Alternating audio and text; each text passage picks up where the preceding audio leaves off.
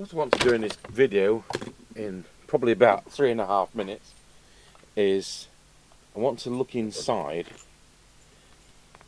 the Midland microphone from the early 80s, which came with the Precision series, and the other Midland mic, which was kicking around the same era but with some other sets, sometimes on sets not for the UK market, and also with the Midland 77104 Baby Midland, which came from about 83, 85 onwards.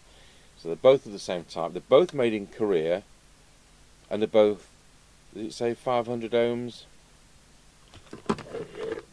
So we recently had that Precision series Midland 2001, and at the end of the video I went through to our base station on his mic, which is this, because the set's going back today, our mic, which belongs this set, which I'll stick on eBay, which serviced it the other week, and the brand new standard replacement mic. So what I'm going to do is I'm going to open these up and see what the insert is and whether there's a difference, because there may be some umming and ahhing. Is that other mic suitable? It sounded pretty similar. Got to remember these mics are 40 years old.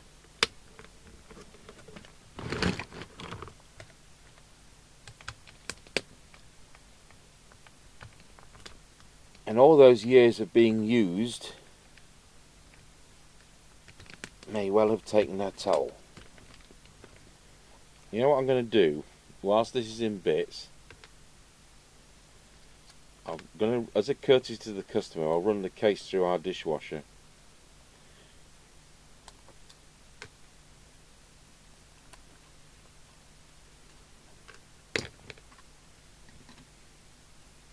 Oh, well, it's not the right insert, is it?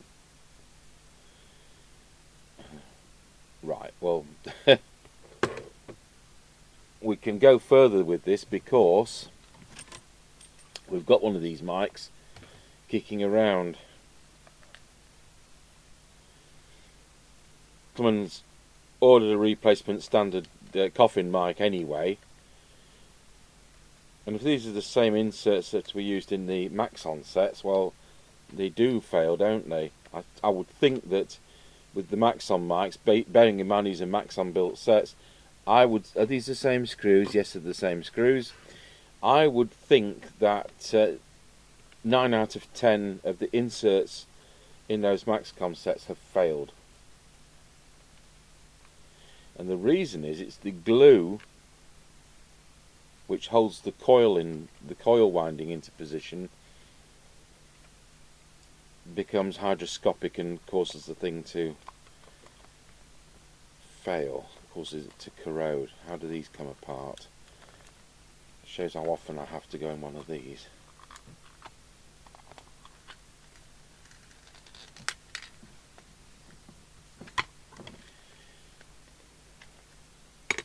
So the insert which we're getting on the Precision series is this one.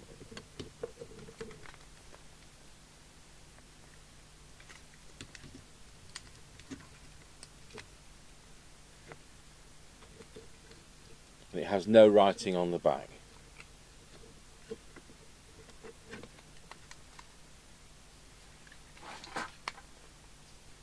Whilst we're inside that, we'll just do some switch cleaner.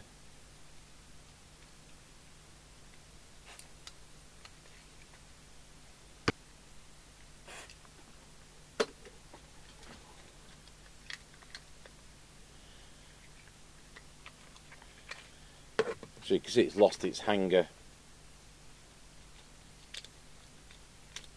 It's 40 years old.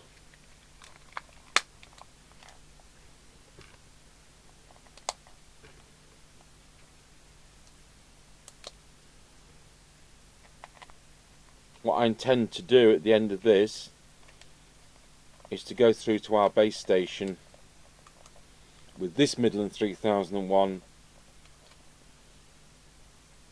so you can listen to them. So that's ours back together.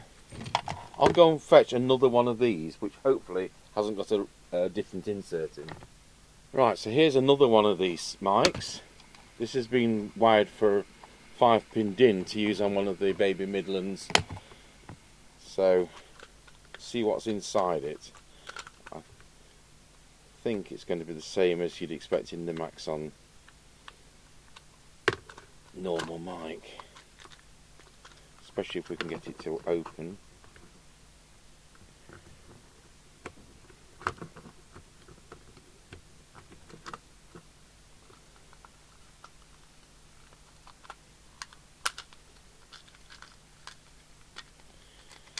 Yes, so it's a different insert.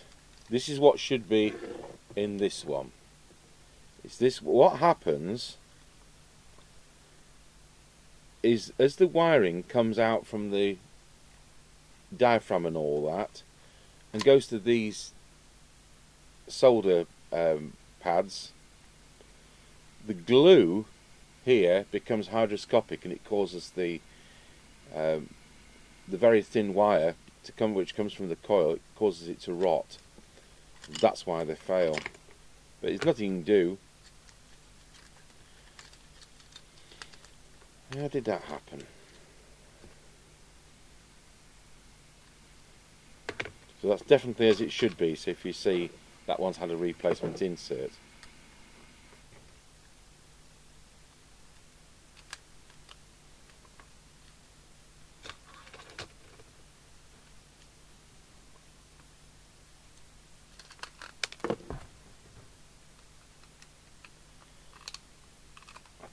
Pop that back to its baby Midland, which it's with. It's one of our own sets on the for service and subsequent sale pile.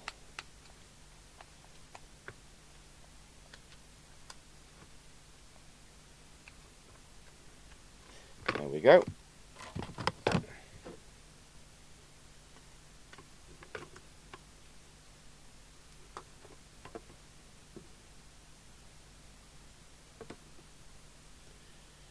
So there we go.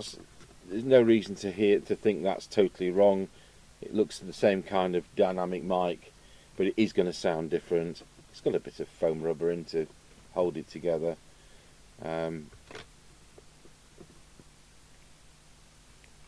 I'll put this through our dishwasher just as a courtesy.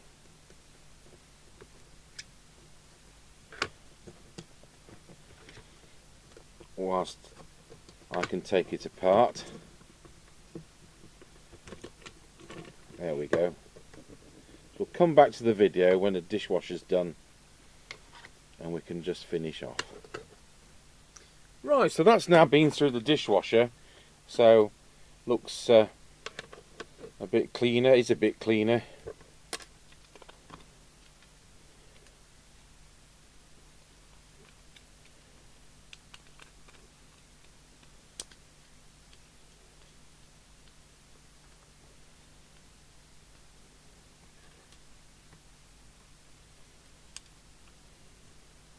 Actually get a decent cord grip on this model.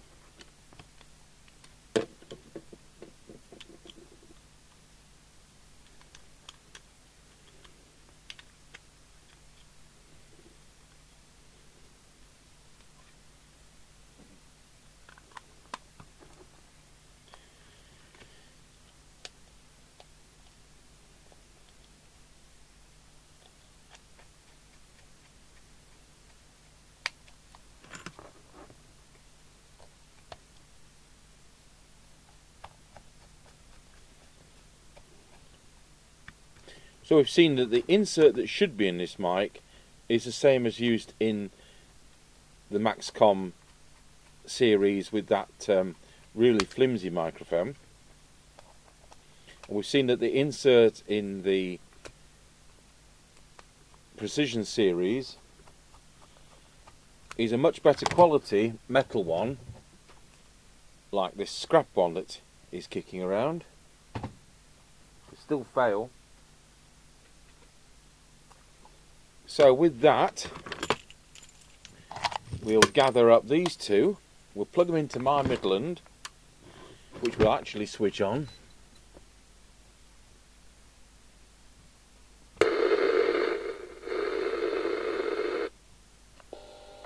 Testing 1 2, testing 1 2.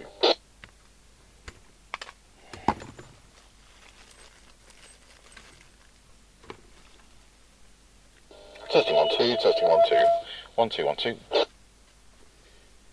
Yeah, well that certainly works. It just confused me for a moment. The radio was in PA. So we'll go to channel 31. Tango 21, testing my Midland 3001 with the new microphone we're supplying to the customer. Testing 1 2 3 4 5 5 4 3 2 1. And now we'll go through to the mic which the customer supplied.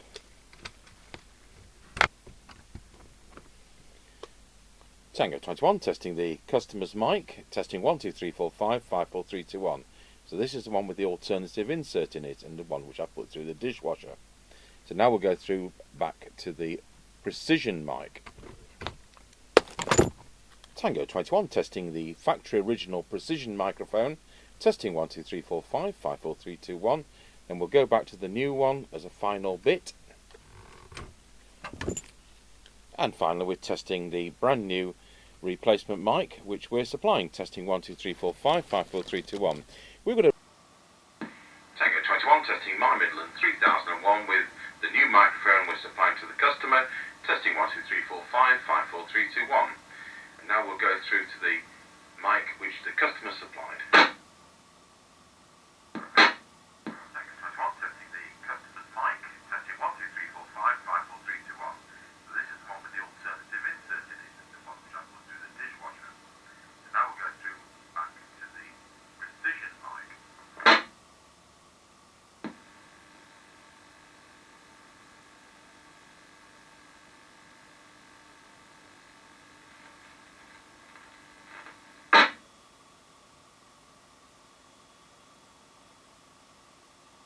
And finally we're testing the brand new replacement mic which we're supplying. Testing 1 2 3 4 5 5 4 3 2 1.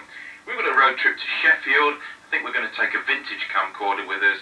We'll see what it looks like with a 2004 picture. So thank you for watching. Quick little mic thing there. Catch you on the next video, which I think is a DNT base station if we can fix it.